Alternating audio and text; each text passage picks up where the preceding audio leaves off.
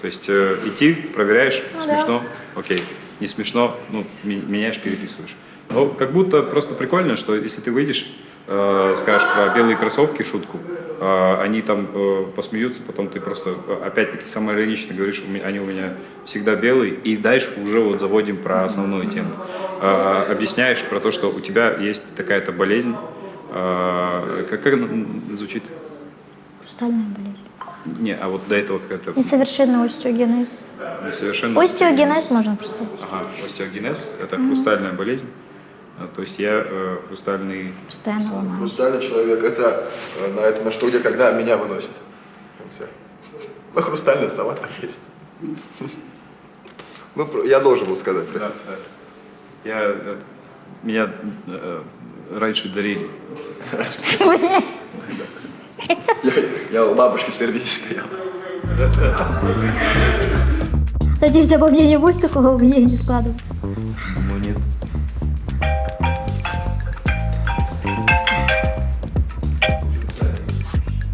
Алло. Здравствуйте. А что? К сожалению, я отъехала. Они вам не откроют, Ребенок дома спит, сестренка. Она не проснется. Там нельзя оставить у соседей? Соседи, бля, я никого не знаю. Давайте она побудет у вас, я приеду, наберу вас. Да нет, не у меня будет. К сожалению. Может, Сая оставите? Сая оставите? Сая, которая на... Ну, давайте попробуем. Наберете, да? Я занята. Попробуем. Спасибо.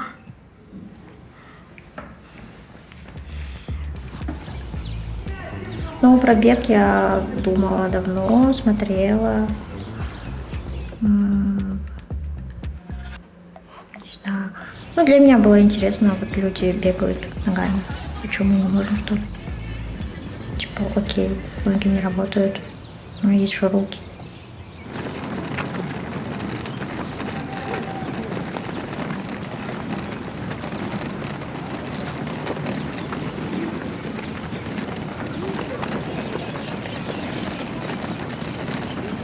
Ну, допустим, ты персонаж, да, и как ты бы характеризовала бы своего персонажа?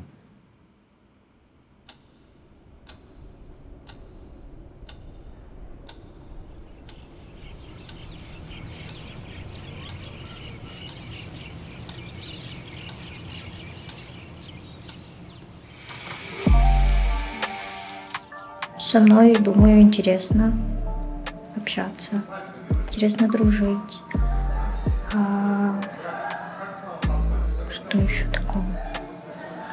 Ну, я веду обычный образ жизни, как и все. Независимо от того, что я на коляске. Тебя как-то это удерживало, ограничивала ли коляска? Нет, наоборот, коляска дала мне столько возможностей заниматься спортом, выходить в общество, заниматься тем, чем я хочу. То есть, наоборот, коляска для меня — это жизнь. Ну, у меня раньше была плохая коляска, она была китайская. С появлением активной коляски моя жизнь стала еще активнее.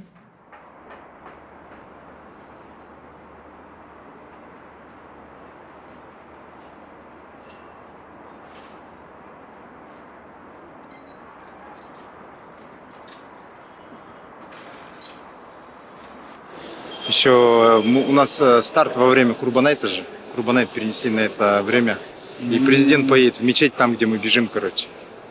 Тоже было проблематично согласовать с приездом. Как дела? Классно. Да? Нормально, вот уже монтаж делаем. Должны закончить скоро уже, к вечеру. Ау? Первый раз? Мы проводим? Да. Третий. Да, третий раз. Самый крупный мы здесь делаем. Больше масштабнее никто не делает.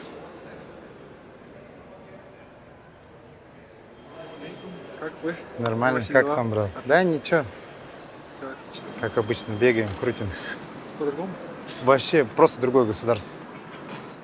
Посложнее, чем у нас? Да, Чем у вас? ну, с органами, со всеми. Вот это организовать, здесь 4 организации Экспо. Ну, там отдельное здание, это КНБшники сидят договариваться. За парковку одним платишь, за это внутреннее другое. Контролируют третий, застраивают четвертый. Со всеми согласование нужно. Охрана вообще другим принадлежит. Ужас тут. Жесть, жесть. Ай, Вайту. Это здесь, эти органы тут, СГО, вот эти, которые президента охраняют. Акимат, у нас вот акимат, вот условно вот такой, да? Здесь акимат вот такой вот.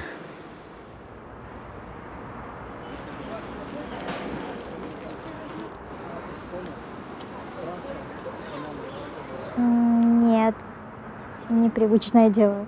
Но каждый раз все равно что-то, волнение, переживание есть. Но это не страх, а больше какие-то ожидания от себя. Оправдаешь ты свои ожидания или нет. А какие ты можешь ожидания не оправдать, да? Какие могу не оправдать? Это моя мама. Не знаю. Наверное, сделать результат худше, чем до этого. Для чего ты завтра участвуешь в марафоне? Для себя. Доказать себе, что даже если я не умею ходить, но я могу там участвовать, то нет ограничений. Допустим, это же бег как бы для тех, кто бежит своими ногами, но все равно, даже если ты на коляске, ты можешь участвовать. Все получится, будем встречать вас на финише. Главное желание, а участвовать ты можешь везде, даже в марафоне. Давайте вместе сделаем фото.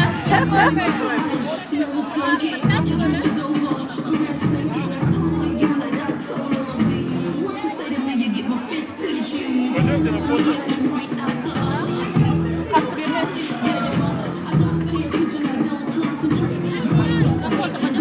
Я буду колеса качать.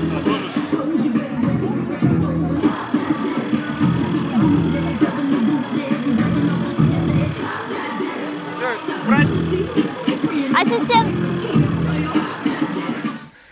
Міне осы менің қатысайын деп жатқан алғашқы марафон, ертең болайын деп жатқан ұсыныс келді. Қатысасыз ба деп бірден қатысам дедім, өзім бір қызығушылық артып көрейін деп бірінші бір сондай іс-шара болғаннан кейін өзім қызығушылық танытып бірден келістім. Енді көреміз ертеңгі іс-шараның қалай болатынын. Bir жағынан қызықты, бір жағынан кішкене қобалжып тұрмын, бірінші рет болғаннан кейін. Не қобалжып жүрсіз? Енді бұндай шараға, осындай марафонға мен қатысып көрген жоқпын ғой.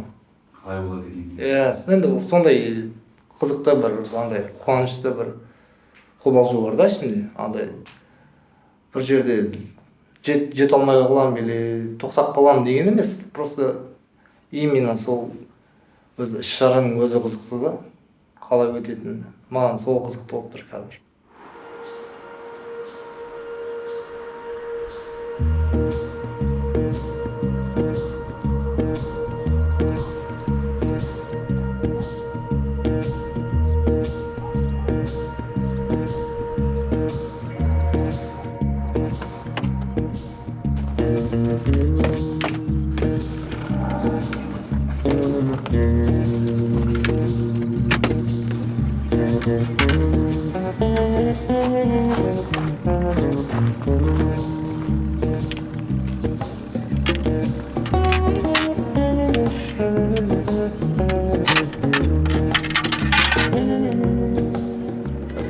Очень сильно помогла мне поддержка папа.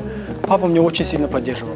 На начальном этапе, там, когда даже самого себя в начальном этапе обслуживать не мог, да, ну там в быту, это будем говорить как есть, да, в быту не мог себя обслуживать, да, к себе, кроме отца, никого не подпускал.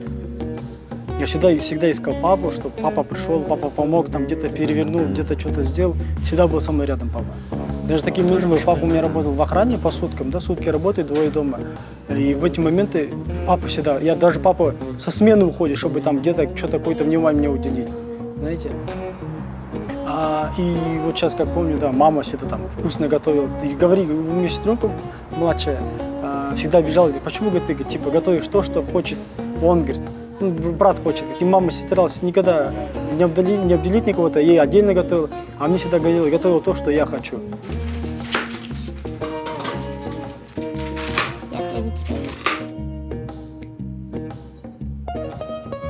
Но у меня были трудности в детстве в семье, связанные с отцом. Я помню момент, ну, то есть я вот родилась, да, и мне кажется, я не ощущала себя ребенком, почему-то я, вот сколько я себя помнила, я мыслила по-взрослому, так. То есть у меня не было каких-то подростковых, детских, внутренних каких-то проблем. Не знаю, связано ли это с проблемой в семье. Но я постоянно думала, как защитить своих близких. То есть такое. Ну, если бы, наверное, у меня не было вот этих всех трудностей, я, может, и не была бы такой, как сейчас. Трудности, то есть в семье трудности были не с тобой, а больше с отцом? Да. Он забрал эту функцию. Типа, это же мое, это я должна была вот это все делать, а не ты. Весь кринж в семье должен был исходить от меня, а не от тебя. Есть такой короче, вот, у вас срок годности, вот это номера истек, вам надо вот этот. Какого номера? Они тебе звонили? Они мне звонят, говорят, у вас срок номера истек. Они не звонят. Это мошенники. Вот я тоже подумала, короче, отпустилась. Они хотели забрать твои стволовые клетки. Код отправим. Это они хотели забрать твои стволовые клетки. Короче. Как этот парел? 17-25. Да, бля, не дай буду колдовать. Ой, мама, ты прям такая-то ЦРУшная. Код подтверждения. Для сервиса и код подтверждения номера. Обычно они не звонят. А что за номер был? Ой, еще и на WhatsApp позвонили? Вот я тебе говорю. Ма, это мошенники. Давай им позвоним. Не надо звонить. Дай позвоню. Поговорим. Короче. Скажу, алло, здравствуйте.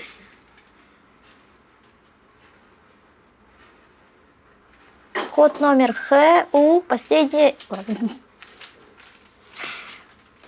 Поиграем.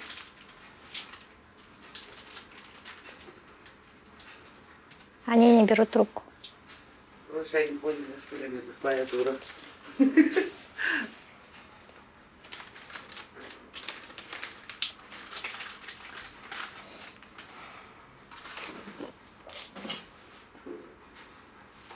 Они не отвечают.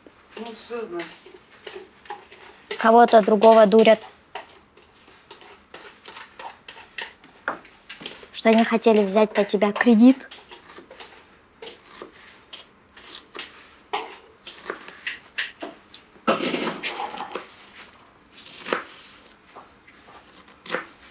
Начинаем кулинарное шоу. Ну, именно на Алматы-марафоне третий год подряд буду участвовать. Именно в Алматы-марафоне. А на самих марафонах, наверное, уже где-то 13-15 раз уже буду участвовать в марафонах. Самая длинная дистанция у меня была преодолена в 2018 году, 21 километр. После я участвовал только в малых марафонах, это 10 километров, 5 и 3 километра. А чего вы бежите?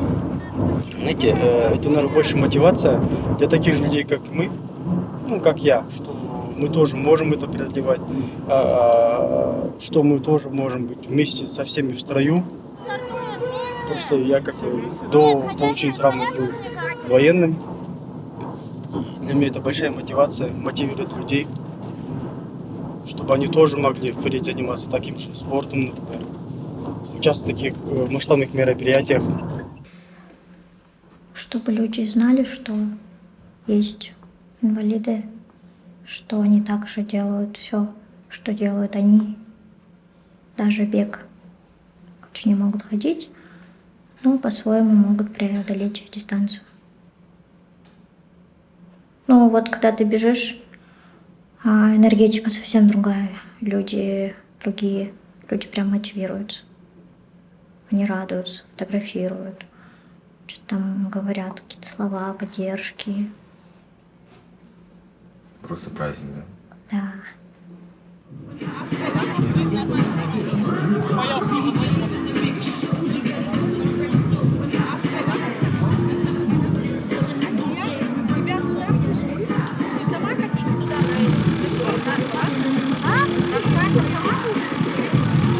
Со всеми? А, там же надо будет поднимать.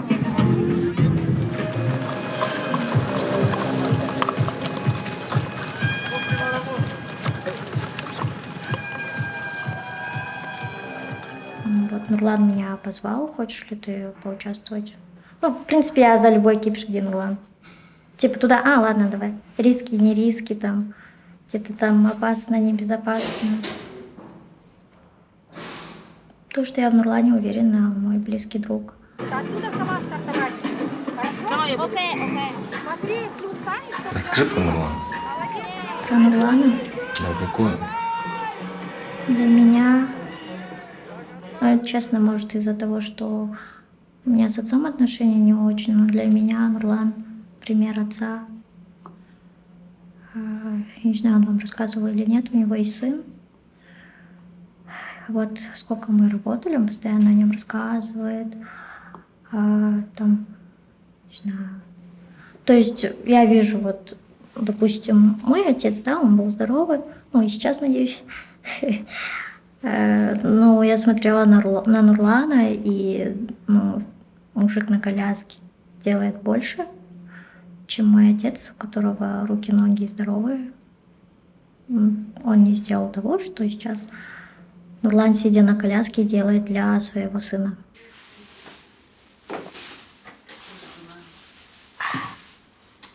Что, ты хочешь перчики сделать? Да, хотела бы, надо сходить. Ну, пошли сходим. Ты не хотела бы выступать в стендапе? Хотела, у меня даже есть шутки. Почему бы нет? Я об этом думала, когда еще ни один инвалид не выступал. А сейчас уже что там делать? Забрали нишу. Да, вообще. Надо запатентировать эту идею. Ну, мы снимаем эту документалку, я себя все время закидывает. Она страшно А шутит я на не сцену. запоминаю, вот это же автоматом ходит. Ну, тебе когда тебе вот сейчас надо, в голове просто белый. Мне кажется, тебе просто надо сейчас расслабиться, предоставить им какой-то материал, мы можем поразгонять. И хотя бы сегодня ты поймешь, как это выступить, а потом вдруг вообще карьера комика сложится, не знаю. Вдруг тебе понравится. Ну, я кайфую тебя снимать. Я вижу, что у тебя есть такой потенциал, камера тебя любит, тебе есть что сказать, тебе там не надо. Ты сама по себе такая интересная.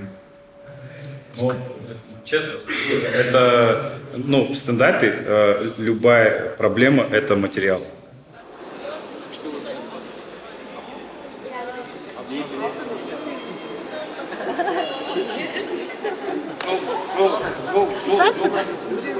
Нет. Я сотрудник Паралимпийского комитета, также я сотрудник Федерации Боча. Также я 2 месяца как чемпион Республики Казахстан по Боча. Боча – это паралимпийский спорт для людей ДЦП с тяжелыми, с тяжелой инвалидностью, так скажем, легкими словами. И вот я рада тоже. Тут находятся ребята, которых я много не знаю, они вот настоящие марафонцы, которые этим увлекаются, и я рада помочь им своим знанием, чем могу, чтобы они были увлечены в спорт, марафон. Как называется? Нормально. Я знаю, что в последний раз вы меня видели вне коляски, сейчас я передвигаюсь на ходунках. На днях мне придет крутая коляска, которую мне подарила Назур Шахназы, которая стоит до 100 миллиона, коляски дорогие. Вот на днях у меня будет новый транспорт. Пока это, кажется, как считавка производства или кустанайская, 50 тысяч тенге. Ну, выглядит Ну тоже да, неплохо. да, тоже очень удобная штука. Кстати, кто не может ходить, советую. Главное, чтобы не ограничить движение, они сидят дома, знаете, и стесняются пользоваться такими приспособлениями. То есть лучше купить, ё-моё, козырмай. Елдос, біз кеше есіңде ғой айтқаным саған, иә? Басында старт кезінде өзің жүретін боласың, аға. Кейін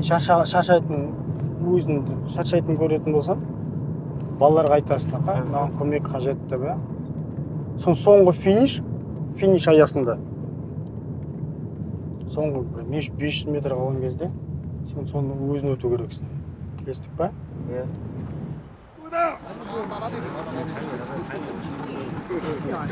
Отлично. Все отлично. Ползабега прошли, все нормально. Идем дальше. Лишь бы он выиграл, говорю. Хотя бы в тройку попал.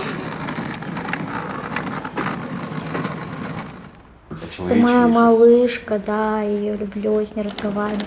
Жанна, спасибо. То есть как с машиной, моя ласточка. Провожу ремонт, осмотр. Если куда-то выезжаю, допустим, за город, это техосмотр полный. Смазать, где подкачать, где потом подкрасить. Ты помнишь свою первую коляску? Да. Было очень тяжело. Да. Она была очень тяжелой. Самостоятельно я на ней не особо могла передвигаться, только вот в помещении. А так ходить куда-то гулять. А когда появилась твоя первая коляска? Лет 12, наверное. Жили в деревне. Тогда я передвигалась просто на обычной детской коляске. То есть меня посадят, и кто-то может только возить. Я, естественно, сама не могла. Хрустальный человек, типа... Короче, вот дома, когда что-то хрустальное вот это всегда дорогое, типа, и оно стоит где-то в сервизе вот в То этом. есть можно вот так вот намочить палец и вот так провести, она будет делать. Ладно, ну, по идее ты же, ну, поэтому ты часто слышишь от парней, что ты ломаешься. Да. Типа не остановились. Что ты ломаешься? Самбашать. Да, ну по-любому сюда нужно что-то. И я вечно ломаюсь, типа, да? Да, я поэтому люди часто поймут. слышу от парней, почему ты ломаешься. Да, это понятно, как будто шутка. Еще нужно Ну, что-то. непонятная какая-то. Ну, Понятно? Хрустальчик? нет, имеется в виду, Да, мы сейчас вроде смешная и не смешная. сформулируем, да. Надо еще. А вот получается, это вообще с рождения такое? Да. Или это приобретенное? Нет, это генная Ген. мутация. А она когда проявляется? Типа прям сразу с рождения или потом когда? Есть разные типы. Есть в утробе прямо распознают, есть там, в подростковом возрасте, есть как у меня, допустим, мне год исполнился, мой первый перелом — это годик. А так я развиваюсь обычным стандартным человеком.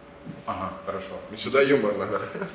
Сюда юмор. Ага, окей. А получается, ну, я насколько понимаю, ты ногами шевелишь, ты просто из... Все думают, что я симулянт, хотя я симулирую что-то другое.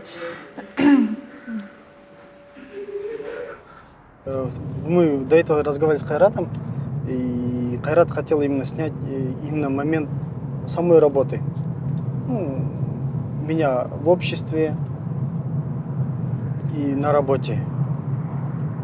Когда вы придете к нам, я вас познакомлю с этим миром. Это, можно сказать, отдельная галактика. И именно особых людей. Там не только у нас, в нашем центре занимаются люди не только с нарушением опорно-двигательного аппарата. Наш центр принимает людей с инвалидностью, всех людей с инвалидностью. Не считая там первая, вторая, либо третья группа.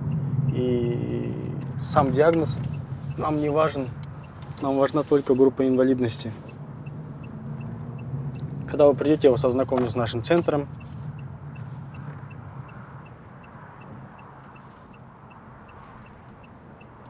А так отдельного мира у нас нет. Мы такие же люди, такие же граждане нашей страны, которые постоянно хотят бороться за свои права.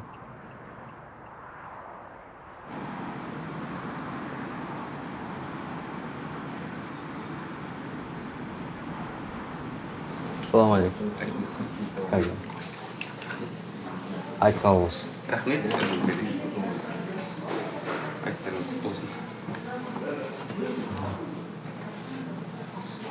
Все. Тренажер. Дядь, Там конфетка была у нас. ну эта конфетка по-любому уже неделю там валяется. Знаю я такие конфетки. Такое нет. Завтра кто будет на смене? Слава? Славика. Завтра теннис будет. Послезавтра. Открытый турнир. Завтра Послезавтра что будет? ничего не будет. Моя смена. Ну, не наша смена.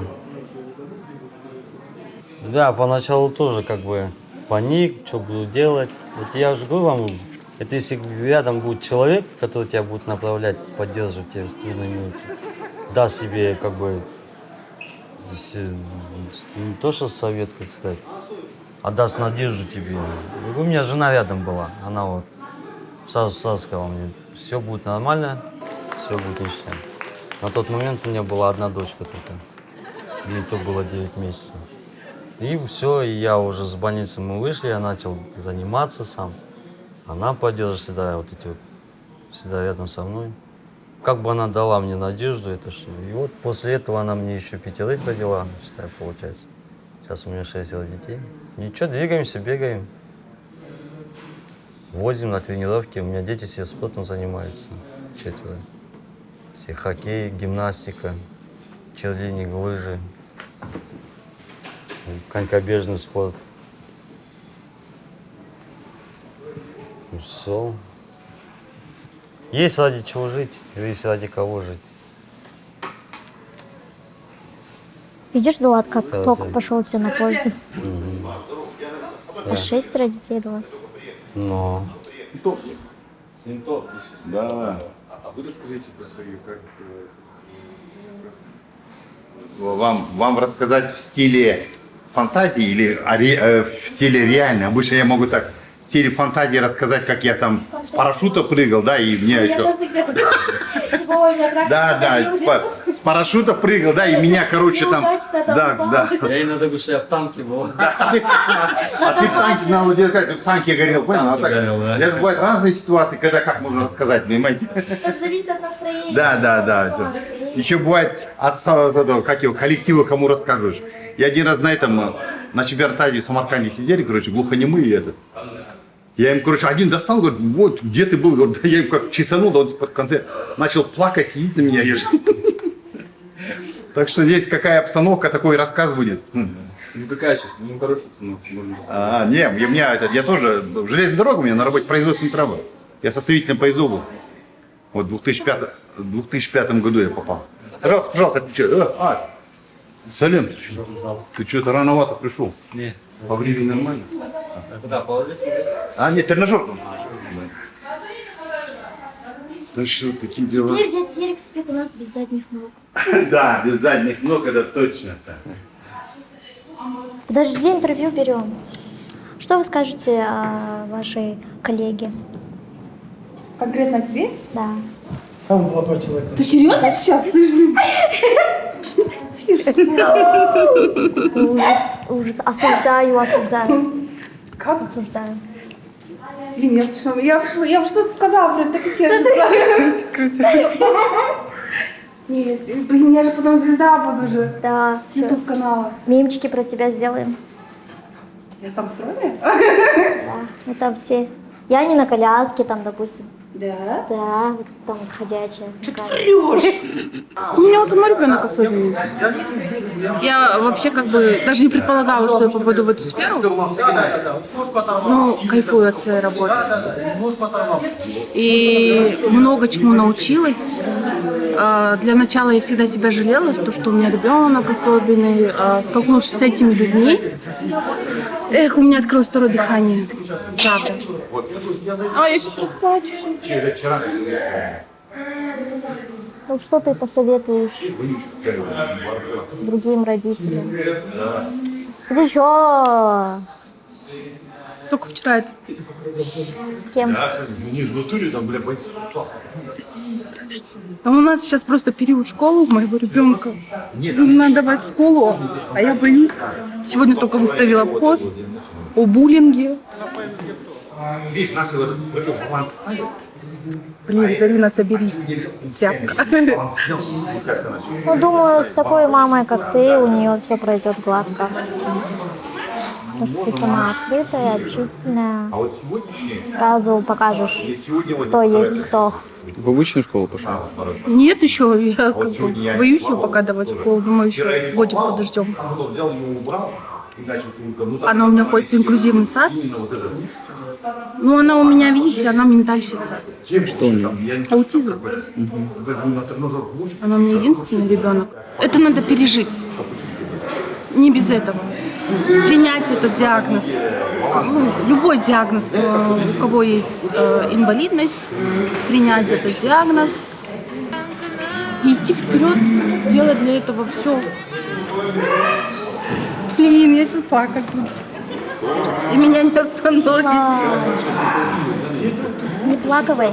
Не плакай.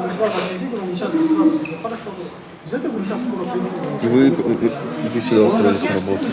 Вообще совершенно случайно. Я вообще пришла, устраивалась администратором рецепции. Я помню, я тебя встретила. И пришла на собеседование, и меня встретила эта женщина. А у меня на руках не было резюме. Я такая к ней подошла, говорю: девушка, можете мне распечатать резюме? Она такая, вообще без слов. Да, конечно. Говорит, скиньте мне на WhatsApp. Я ей скинула на WhatsApp это резюме. С тех времен, ну, не знаю, она меня очень так добродушно приняла. И как-то вот здесь и атмосфера сама по себе такая крутая, мне кажется, добрая. И все. И меня взяли на работу. Поработала, правда, в другом объекте, да. У нас два объекта. Один ледовый каток Тарлан, тоже для людей с ограниченными возможностями. И, получается, здесь вот паралимпийский тренировочный центр. И меня перевели сюда, получается. Ничего страшного. Что вы? Вот. И так вот я уже, оказывается, работаю 3-й год. Как дружба с Исей? Ой, у нас дружба вообще хорошая. Мы можем и поругаться, и обматерить друг друга. Послать друг друга. А потом вечером сидеть такие запиваться. Нормально.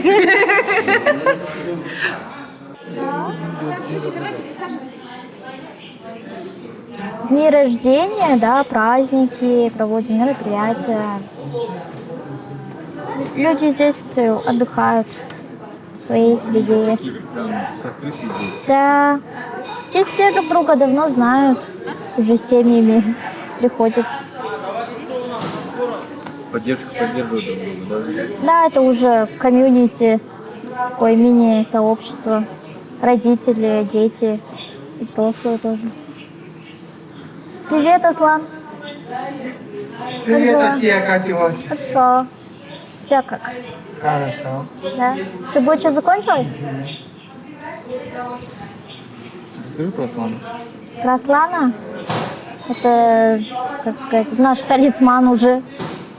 Очень добрый, общительный, всегда готов помочь, поболтать, рассказать о чем-то, поделиться. Открытый. Туған күнің құтты болсын, кәмелет жасқа толып жатырсың, өте қуаныштымын. Ерхат есімде алғашқы 83-ші мектепте бочамен 2017 жылы танысып, 7 жыл бұрын сонда, 7 жыл бұрын алғаш рет бочамен танысып едім. Ол кезде сенің алғашқы бапкерің Султан марқұм болатын. Султан біздің как путеводная звезда болды ғой ол кезде. Султан бастаған ісіңді қазір сен енді, он, наверное, смотрит на тебя и гордится, думает, вот это мой Ерхат, с которым он начинал работать. Поэтому сенің барлық ойлаған армандарың орындалсын. Сенің ата-аналарың саған қарап мақтанып жатыр, біз бәріміз мақтанып жатырмыз. Енді қаншама 7 жыл бочамен айналысып жатырсың, үлкен жетістікке қазір ие болып отырсың. Чемпионатта да призерлердің арасында уже жүрсің, такой деловой, уже сборныйға кірдің. Енді осындай нәтижелеріне куә болғаныма өте қуаныштымын. Ерхат, сен мықты жігіт боласың, нағыз қазақ еліміздің мақтаныш азаматы боласың. Болашақта енді паралимпиадалық чемпион болуға саған үлкен сол тілегім айтқым келеді. Ата-аналарға денсаулық тілеймін. Сосын біздің қазір бапкер Қазбек деген мырзамызға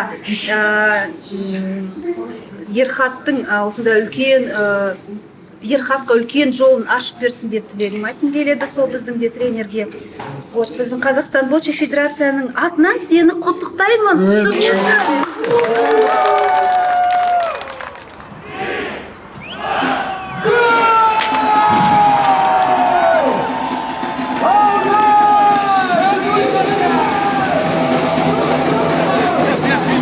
Мотивация мощная у нас.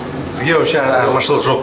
Да, нам вообще без разницы. Мы инклюзивный, не инклюзивный, там, черный, белый, там, такой. Со всеми мы на равных, мы со всеми, так, нам просто общение көңіл. Ты хоть последний приведи, хоть первый, нам вообще без разницы. Вообще, мы так со всеми хорошо просто общаемся по-дружески. Көңіл, 1 час потренировались, 3 часа потом отмечаем, как мы там. Примерно вот такой подход у нас. Нурлан и Асия, они 2-й год у нас уже подряд, мы бегаем. Асия это такая звездочка, которая в прошлом году она всем... Кстати, вот этот 56 минут, это благодаря Асии мы в прошлом году пробежали. Всякого, Асия куда? Нет, Асия дает темп. В прошлом году 2 или 3 бегунов, они там самостоятельно десятку, они так и не покатили коляску, но они устали. Потому что был задан такой темп. Благодаря этому человеку.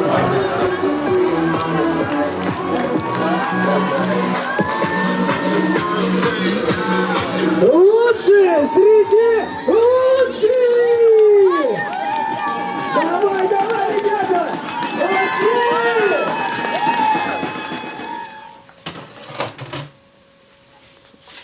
Салат здесь? Да, у меня мама очень сильная женщина.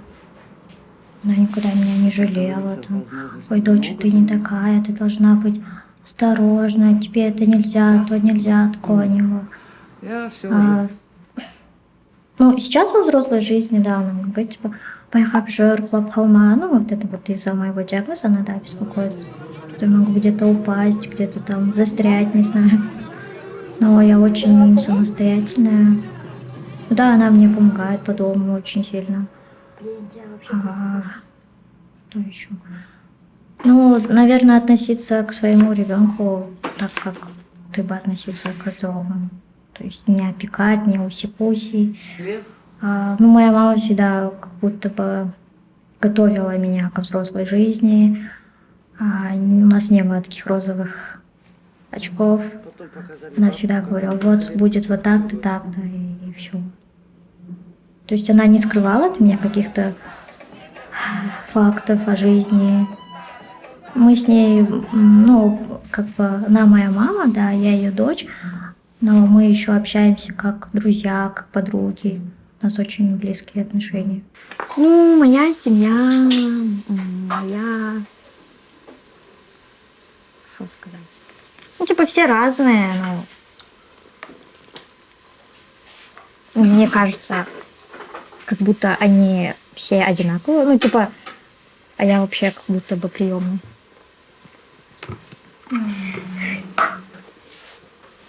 Ну, это же...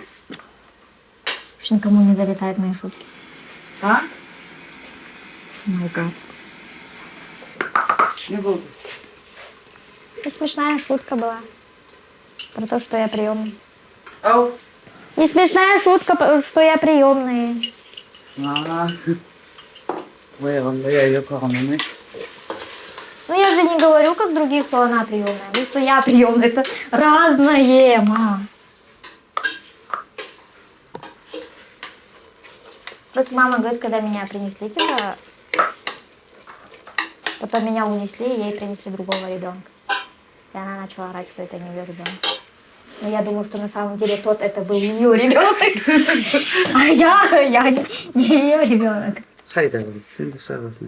Мам, ты сама так рассказывала. Ну, если это так было, я тебе... Ну, вот я же не факт. выдумала. Ну вот. Просто когда на пеленке везде была наша фамилия, а когда распеленали, это уже не наш был ребенок.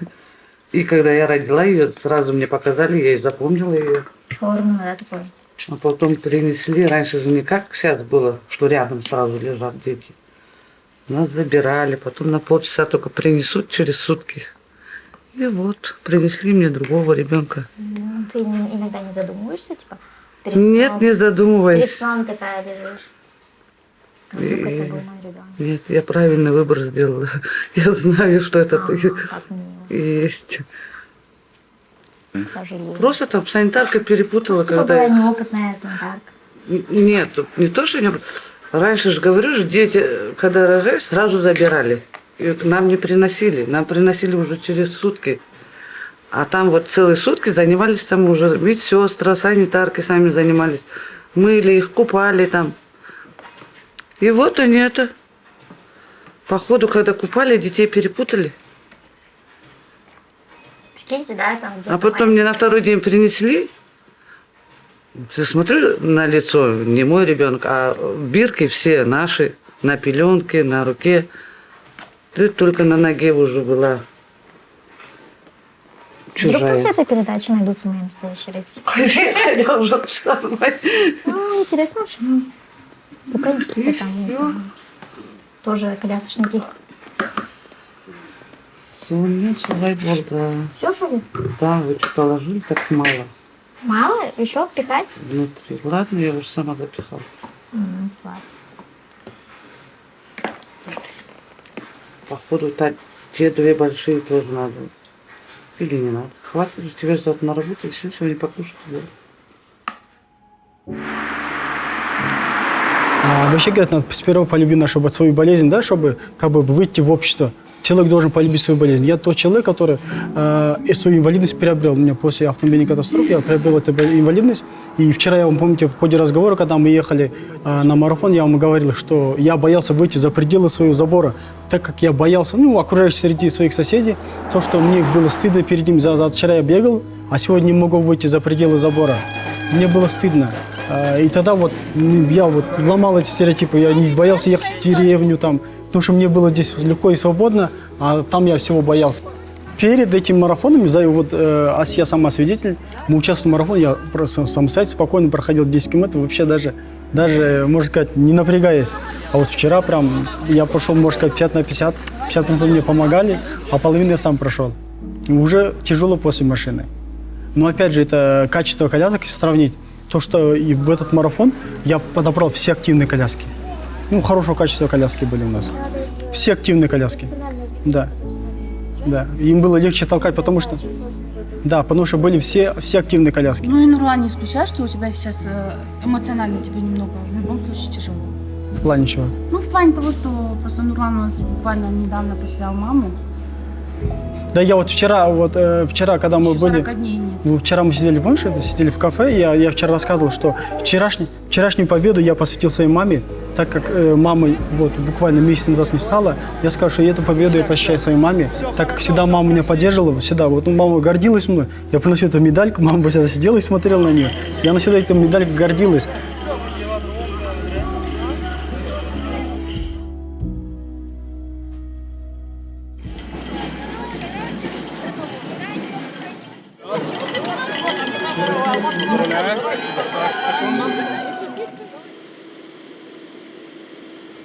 Они работают с нами уже давно.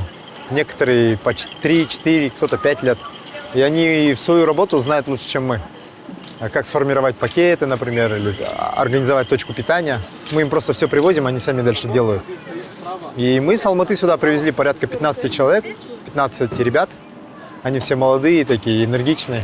И у нас порядка 1000 человек, наверное, на полумарафоне будет. Волонтеров в общем. Кто-то постоишь и такой, духу наберешься и дальше.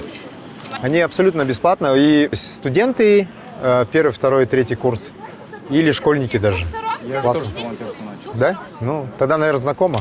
Да, в 2011 году Азиада. Да. Первая волонтерская деятельность. Но я, насколько слышал, некоторые организаторы немножко не так понимают волонтерство.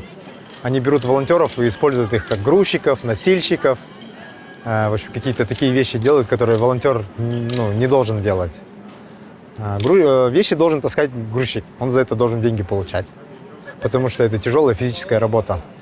А волонтер это именно такая интеллектуальная, где нужно помочь, кому-то подсказать, помочь организаторам с какими-то большими объемом работ справиться. Сенің артында палатка бар ғой, бағана өздері қойды ғой, жинады ғой, сол жаққа қойсын онда. Сальватство. Вы куда? Что еще раз? Айтпайсың ба сол? Шаршайды. Адамдар. Что ты делала, Настя, на выходные? Что я делала? Вчера выступала в стендапе.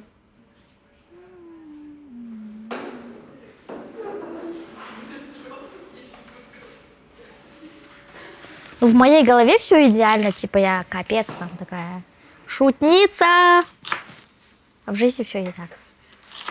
Ну, я сейчас покупаю в Заре вещи. Почему ты не хочешь попробовать себя в стендапе?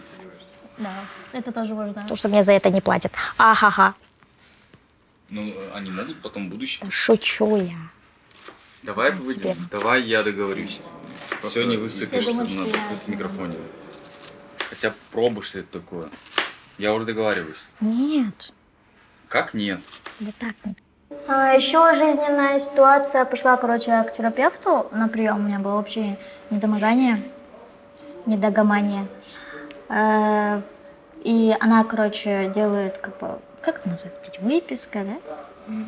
И она там, ну, рекомендации. Ходьба 1,5-2 часа в день перед сном. Ты как это? И я такая... Нет, я, главное, домой пришла, потом уже смотрю. И я такая, ну чё?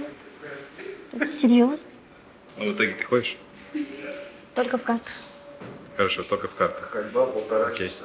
1,5-2 часа в день. Я думаю, еще бы написал, ну плавать еще нужно иногда ходить. Не, блядь, Тренажерный плавать-то зал. мы умеем, ты что? А, да? Не знаешь, если мы не поняли, мы умеем. Прости, да, не знали. Что?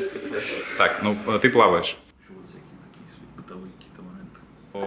Какой-то напряг? Давай, дочь, Прям так и можешь сказать, это моя. что, там, поддержите, что-то я волнуюсь. Ну, то есть не надо скрывать свои эмоции, если ты реально волнуешься, просто так и скажите, я поддержу. То есть здесь публика, ее максимально сейчас Джамбул расслабит, мы ее разогреем, потом он прям скажет то, что ты в первый раз выступаешь, тем более, ну, как бы они не платили за тебя деньги, чтобы, типа, ты там отрабатывала их. Вот поэтому вообще просто по кайфу выступи и все. Окей? Угу. Я поняла, да. И расскажи свои черные шутки. Это прям важно. Хорошо? А там не все черные шутки. Ну, вот эти, которые ты прям говоришь, всякие, то, что ты в офисе говорила, это очень смешно. Там тут 5% из того, мне кажется. Да, то, что вот сядешь на лицо, прям на кого-то покажи. Вот, красавчик Да. вот. А где Максат? Максат, ты там стой, да? А и про Яндекс можно достать историю. То есть мы не расписали. Да. Если кайф, можешь рассказать про Яндекс Такси. Я, короче, про Яндекс подумала, как будто я же вот, типа, я сюда ехала, заказала Яндекс, пересаживаюсь в такси, типа, и водитель такой, а коляску берем с собой? Я такая, нет, блядь, Гаун там меня ждет с другой коляской. Да. Можешь так сказать, да. Всё. Вот так можно сказать. Нормально. Да, я с разгонов, когда вы приехали, очень круто. Блин, мы вообще повеселились здорово. И сначала как-то неловко было, и ты круто прям разрядила. Когда мы начинали что-то накидывать, такая, это вообще мягко. Я вообще это уже 500 раз слышала. Давайте что-нибудь посерьезнее, поприкольней. И потом, когда мы отпустили ситуацию, такая, все, шутим над всем, вообще кайф было. Просто очень, очень прикольно. Главное, чтобы дальше тоже занималась стендапом. Ну, если хочешь, конечно. Да, я хочу. Текст учить. Хочу какие-то пособия получить. Ну, в плане книг там. Да, а есть, ну вот, что, Джуди Картер, почитать, Грег Дин, самые полезные книги, которые есть. И в целом все. Остальное уже наживное с опытом.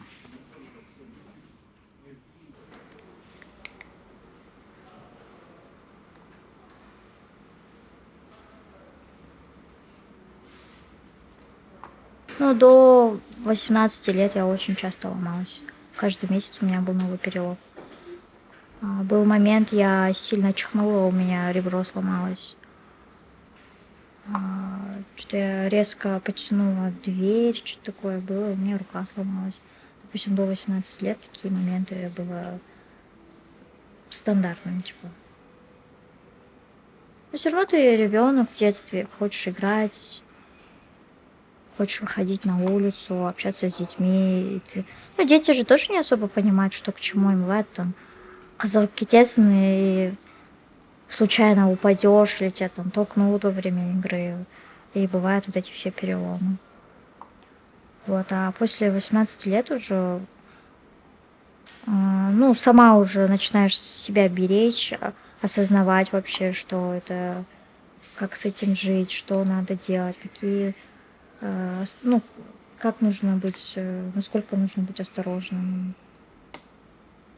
Типа, вот это мне можно, а это нельзя. Приходится все равно отказываться от чего-то в жизни из-за своего состояния. Но, несмотря на это, я участвую в марафонах, участвую вот в стендапе, участвую в документальном фильме. Ну и вообще, типа, люблю заниматься спортом. Гуляю с друзьями, могу пойти в кино, в клуб, в ресторан, в кафе, ну, типа, погулять просто по городу, так же, как и все.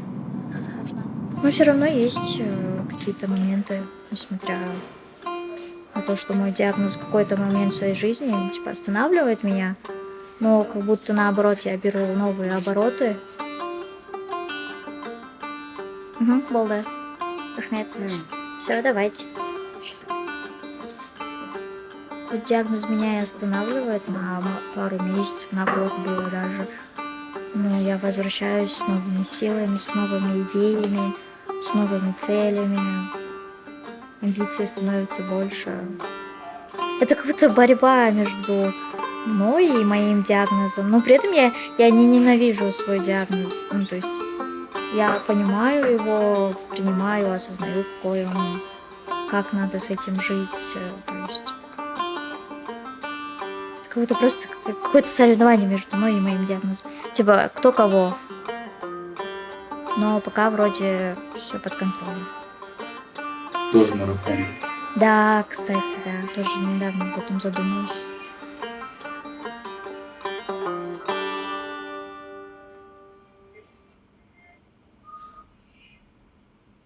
Давайте встретим очень крутую стендап-комикацию. Это ее первое дебютное выступление. Асия! Дайте шуму, Асия! Громче, громче, громче!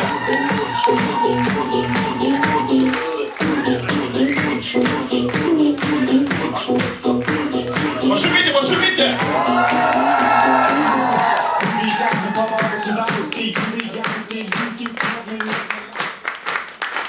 Всем привет, меня зовут Асия. Я понимаю, что вы на меня смотрите и думаете, офигеть, какие у него белые кроссовки.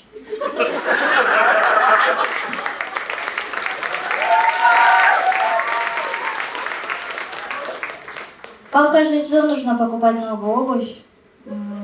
У меня всегда одна. Знаете почему? Детская обувь пиздец как дорогая.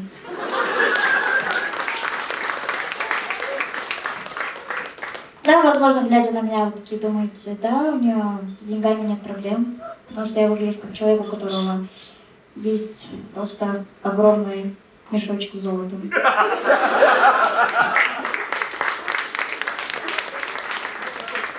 Хорошо, давайте я расскажу о себе. У меня плохое зрение. В детстве приходится читать всякие справки про мою инвалидность, про мой диагноз. На самом деле у меня очень редкий диагноз остеогенез. Это когда очень хрупкие кости.